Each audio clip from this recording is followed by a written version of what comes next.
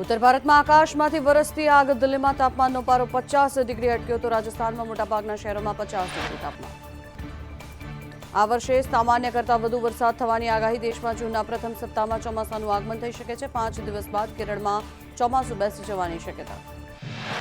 રાજ્યમાં કાળઝાળ ગરમીથી મળશે આંશિક રાહત. તાપમાનમાં સરેરાશ 2 થી 3 ડિગ્રી ઘટવાના એંધાણ. પવનની ગતિ વધુ રહેતા ગરમીથી મળી શકે રાહત. રાજ્યમાં 4 જૂનથી આંધી વંટોળ સાથે વરસાદની. અંબાલાલ પટેલે કરી આગાહી. અમદાવાદ, ગાંધીનગર, વડોદરા, આણંદ, ભરૂચ અને નડિયાદમાં વરસાદની આગાહી. પૂર્વોત્તર ભારતમાં રેમલ વાવાઝોડાએ કહેર મચાવ્યો. આસામ, મિઝોરમ અને મેઘાલયમાં 33 લોકોના થયા મોત. અનેક લોકો લાપતા. ઉત્તર પૂર્વમાં ચક્રવાત રેમલને કારણે તબાહી મચી ગઈ. મણિપુર, મિઝોરમ, આસામ, મેઘાલયમાં અનેક જગ્યાએ ભૂસ્ખલન. રોડ કનેક્ટિવિટી પણ ખોરવાઈ.